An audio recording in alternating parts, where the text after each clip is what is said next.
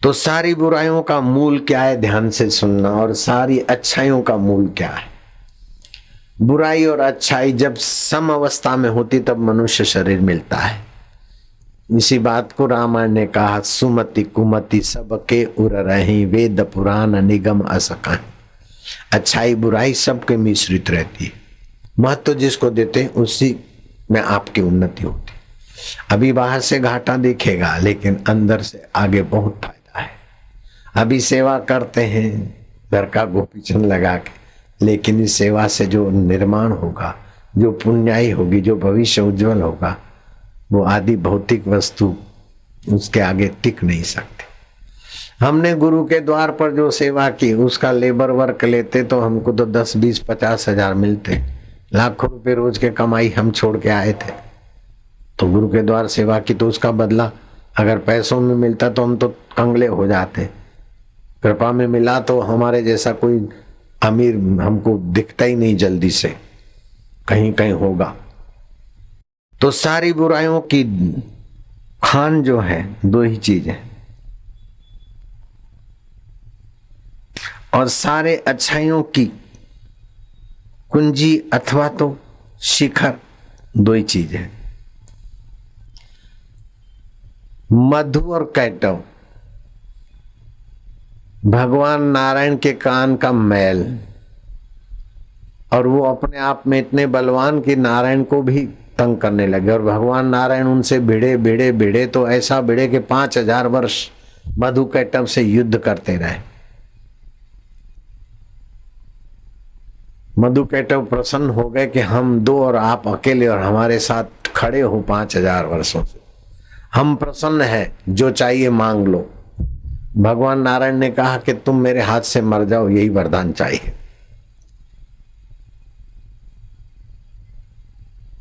मधु क्या है? प्रशंसा।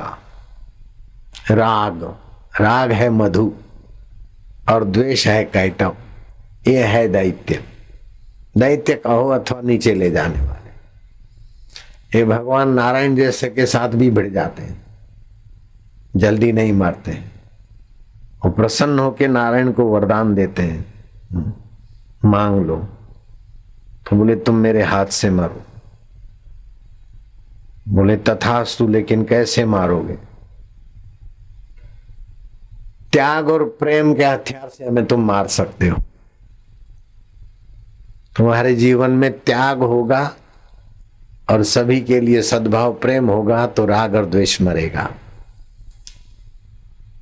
एक कहानी इसलिए समझाने के लिए बताई जाती है कि राग और द्वेष मरने के बाद भी नहीं मिटता। मरने के बाद भी जिससे राग होगा उसके घर में आओगे, द्वेष होगा उसको सताने के लिए आओगे। जिस वस्तु में, व्यक्ति में, आदत में राग होगा उसी शरीर में भटकना भी पड़ेगा। जिसमें द्वेष होगा उसको ठीक करने के लिए भी भटकना पड़ेगा। एक शरीर नहीं, हजार हजार शरीर लो, फिर भी 5000 वर्ष श्री नारायण के लिए कहानी बनाई तो तुम्हारे लिए तो 5 करोड़ वर्ष भी कम है। इनसे भिड़ जाओगे तो तुम थक जाओगे। तो इनको हटाने के लिए विवेक वैराग्य लाओ और प्रभु प्रेम लाओ, तो राग द्वेष मर जाएंगे। सारे बीमारियों का, सारे पतनों का मूल है राग और द्वेष। तो जिन चीजों में आपकी प्रीति है उन चीजों का बहुजन हिताय त्याग करो। महादेव गोविंद रानड़े, पत्नी ने केसर आम और आपूस आम जो वलसाड़ के या रत्नागिरी के सुंदर सुहावने, अभी तो अंग्रेजी खात ने सत्यानाश कर दिया, फिर भी केसर और आपूस आम उस समय के बड़े सुगंधी और स्वाद संपन्न, छील छाल के रकाबी भर के दिया। एक आध टुकड़ा लिया, एक का दूसरे का, बोले जाओ बांट दो, नौकरानी को दो, बच्चों को दो, थोड़ा थोड़ा सबको बांट। आपके ये प्रिय है और भूख नहीं है क्या? बोले भूख तो है। तो प्रिय नहीं लग रहे कि प्रिय तो है, लेकिन प्रिय है राग, राग होगा प्रिय में, इसलिए उसको बांटो, त्यागो। अप्रिय है उससे होता है द्वेष, उसके प्रति प्रेम भावना करो, भगवान उसका मंगल करे, ये करे वो करे। महादेव गोविंद रानड़े की युक्ति अथवा और कोई युक्ति। भावनगर में एक संत बैठे रहते थे, कहीं से आए लेकिन भावनगर की भावुक जनता के बीच उनको जच गया तो पेड़ के नीचे बैठे, धीरे धीरे कुछ छोटा मोटा बन गया।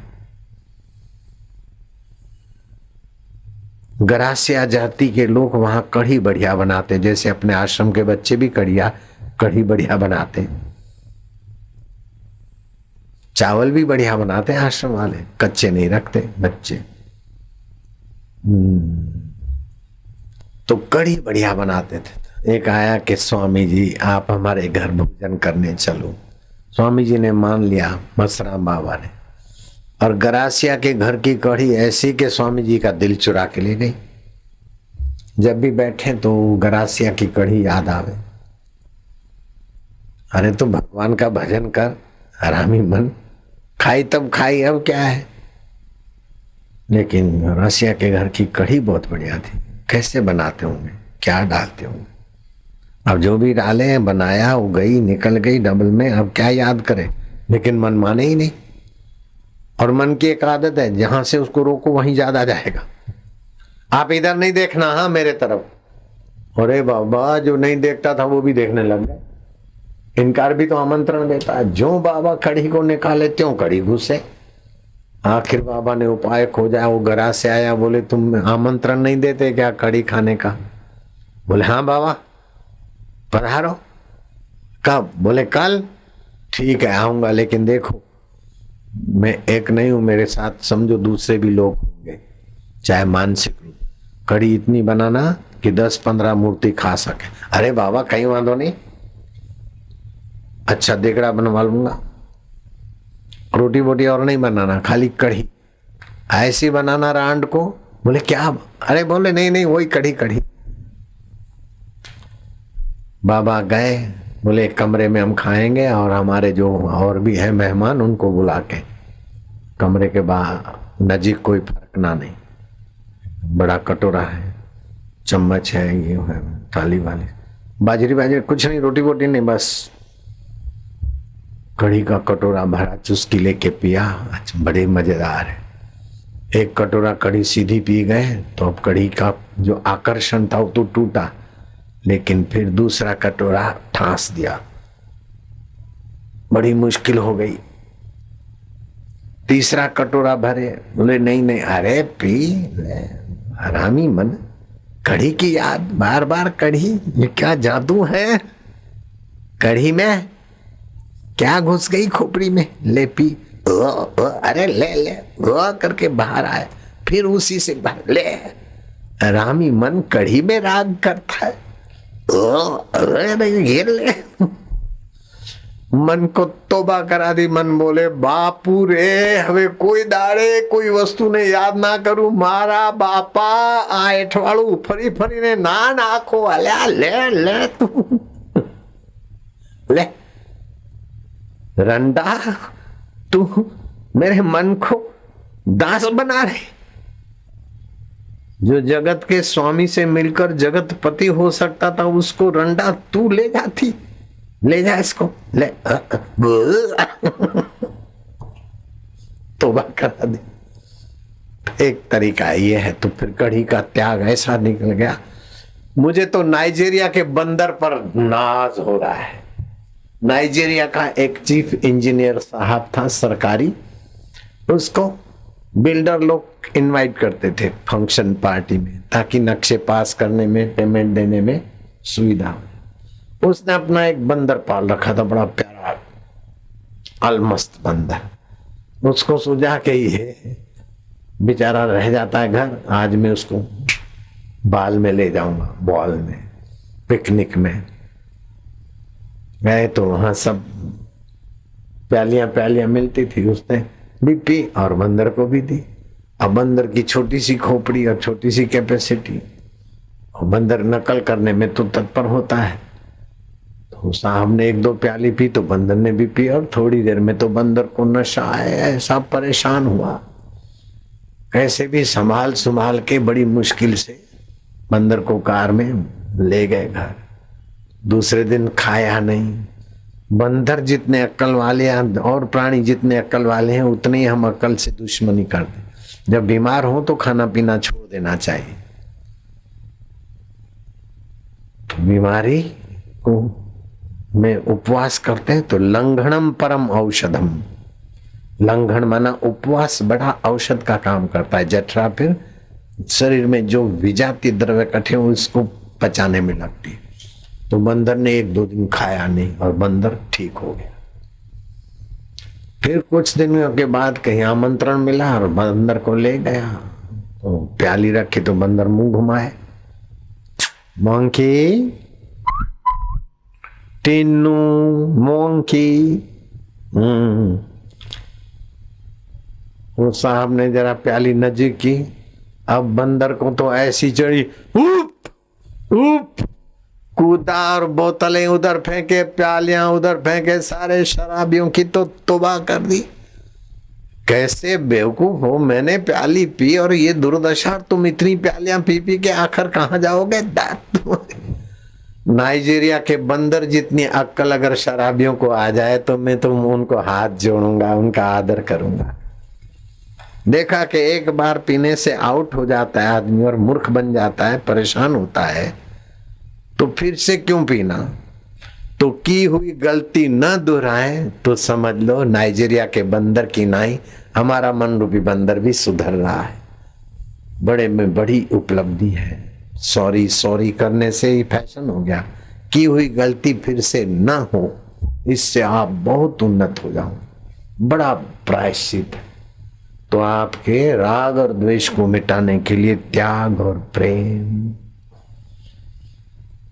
तो तेज, क्षमा, धृति, शौचम, अद्रोह, किसी के लिए हृदय में द्रोह करोगे तो आपकी शांति भंग होगी। चलो अब जीभ अपनी तालू में लगा दीजिए। जो कुछ सुना है उसके ऊपर सिंहावलोकन नजरिया डालिए। सारी बुराइयों का मूल है राग और द्वेष, सारी अच्छाइयों का मूल है त्याग और प्रेम। इस सूत्र को तालू में जीभ लगाकर पक्का कर लीजिए। जहां जहां राग है उन वस्तुओं को, चीजों को बहुतों के सेवा में सुख में लगा दो। जहां जहां द्वेष है वहां ईश्वर के नाते प्रेम का स्वभाव बढ़ा दो। आपके जीवन में तेज, क्षमा, धृति, शौच, अद्रोह, ना अतिमानिता, मान लेने की आदत पड़ जाती। थोड़ा सा अपमान भी बड़ा दुख दे देता है। थोड़ा सा गुरु हित के लिए भी टोकते हैं ना तो व्यक्ति परेशान हो जाते। तो राग और द्वेष से बचने के लिए त्याग और प्रेम, प्रेम करने योग्य तो परमात्मा और परमात्मा प्राप्त महापुरुष है।